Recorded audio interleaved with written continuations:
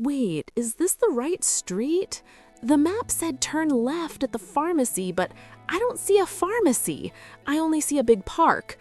Oh no, my phone. 5% battery? 4%? No, no, no, please don't die now. I have a meeting in 10 minutes and I am totally lost. I feel so stupid. Everyone is walking so fast and I'm just standing here looking at a black screen. What do I do now? Stop right there. Take a deep breath, Anna. We have all been there. That cold feeling in your stomach when you realize you don't know where you are. It's scary, it's frustrating, and it's very common when you travel. It really is, Mike. My heart was beating so fast. Well, today, we are going to help you stay calm and find your way.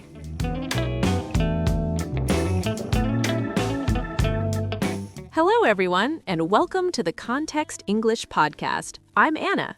And I'm Mike. We are so happy you are listening today.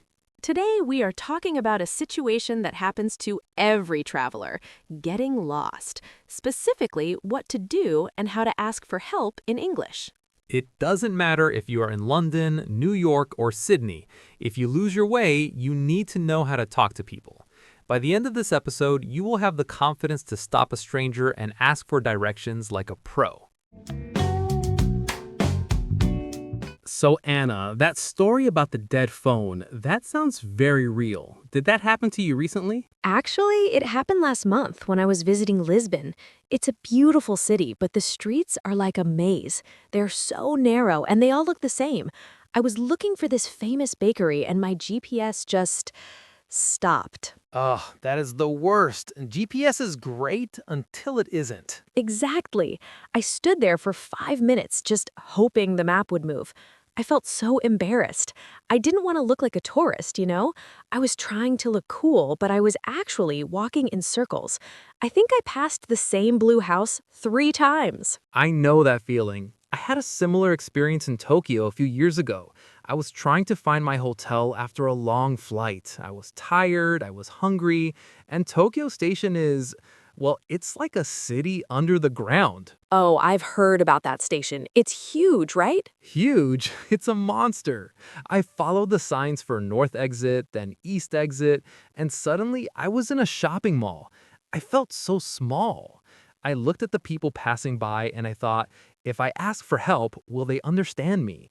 Will I understand them? I was actually a bit afraid to speak. That's exactly what our listeners tell us.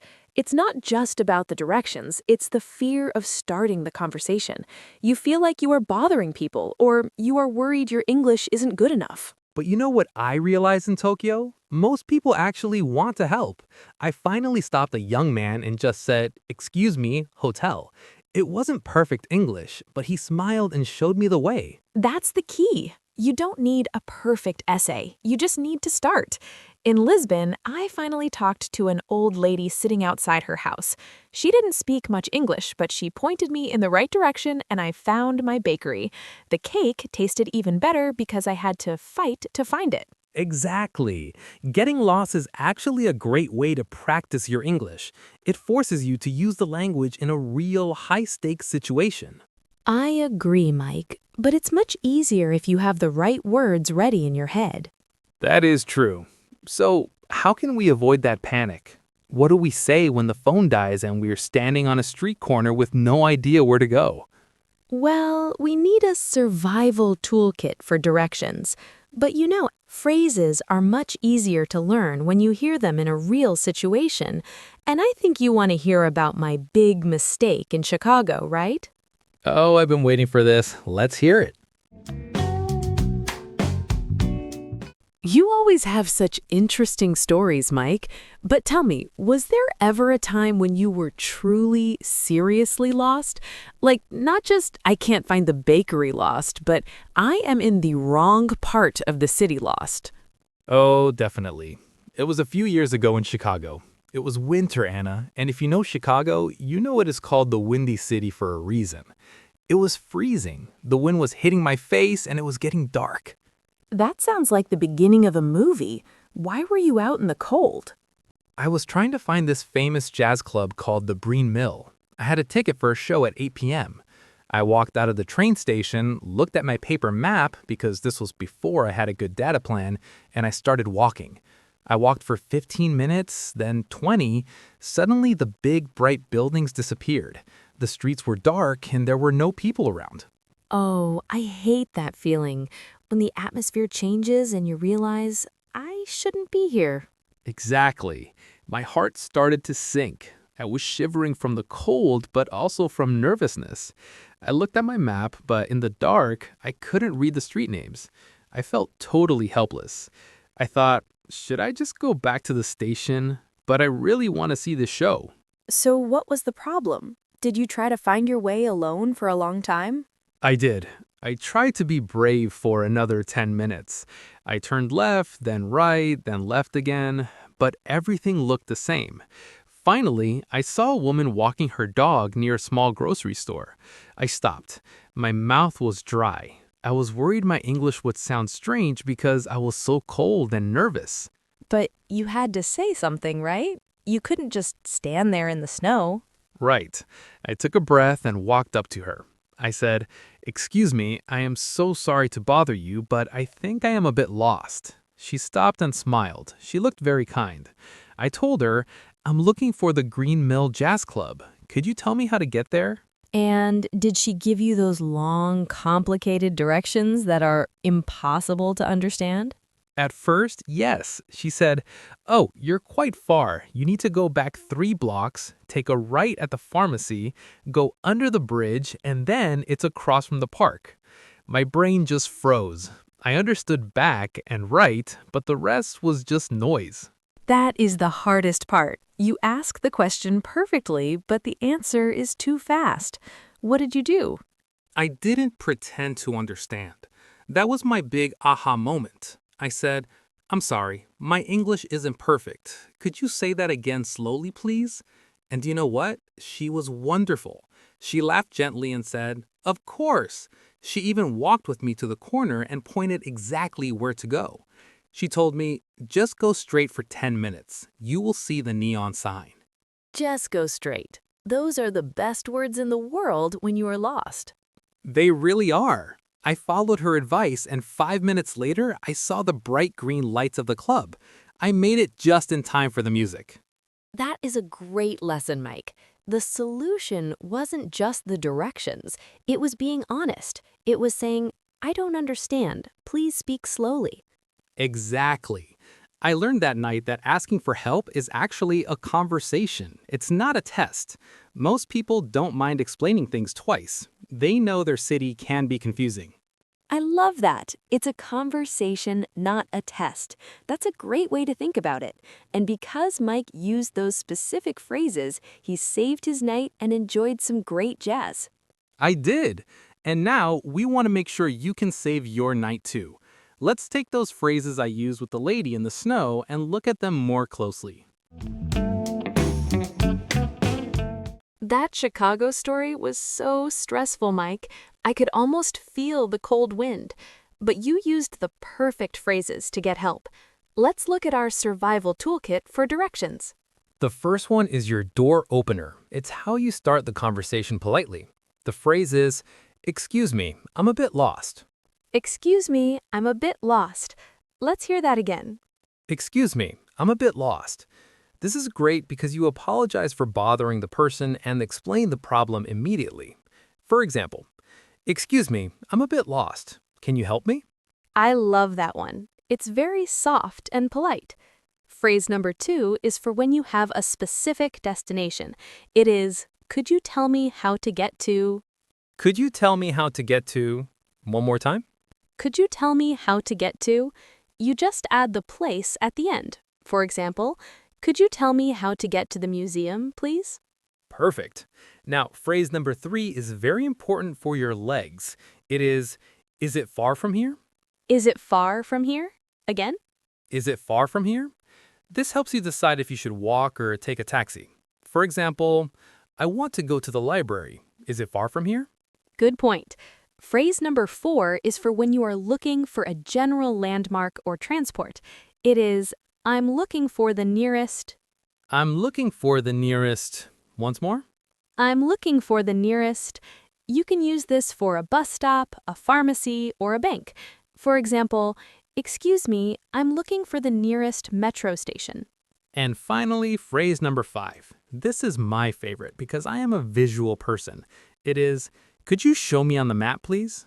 Could you show me on the map, please? Let's hear it again. Could you show me on the map, please? Even if your phone is dead, you might have a paper map or a tourist guide. For example, I don't understand the street names. Could you show me on the map, please? 5 perfect phrases.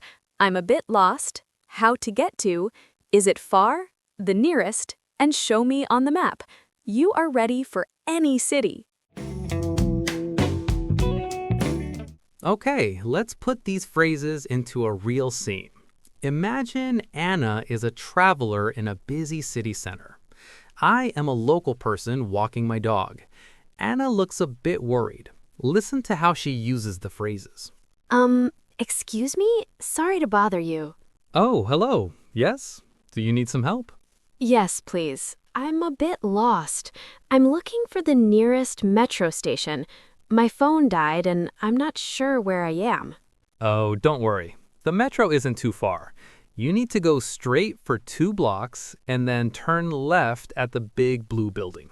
Straight for 2 blocks, then left at the blue building. Exactly. Could you tell me how to get to the Central Museum from there? Is it far from here? The museum? Oh, that's quite a long walk. It's better to take the metro. It's only 2 stops away. I see. I have this paper map here. Could you show me on the map, please? I want to be sure. Of course. Let's see. We are here. Go this way. Here's the station. And the museum is right here next to the park. Ah, I see it now. Thank you so much. You've been very helpful. No problem at all. Enjoy the museum. It's beautiful. Thanks. Have a nice day. Now, let's listen to the key parts again. Pay attention to the polite tone. Excuse me, I'm a bit lost. I'm looking for the nearest metro station. Could you tell me how to get to the Central Museum? Is it far from here? Could you show me on the map, please? Well, Mike, I honestly feel much better now. Even if my phone dies in a new city, I know I can find my way back to the hotel. It's not so scary when you have the right words in your pocket. That is the spirit, Anna. And that is the most important thing for our listeners to remember. The goal isn't to be perfect. The goal is to be found. Today, you learned how to say I'm lost and how to ask for a map or a station. These are small phrases, but they give you big freedom to explore the world. Exactly. And don't forget, most people actually enjoy helping. It makes them feel like a hero for a minute. So don't be shy and don't be afraid of your accent. Just smile and use your phrases. Here is your actionable tip for today. Next time you go for a walk, even in your own neighborhood, try to describe your route in your head in English. Say to yourself, okay, I am going straight. Now I'm looking for the nearest pharmacy. Now I'm turning left at the bank. I love that. It builds that muscle memory in your brain. You are doing an amazing job, everyone.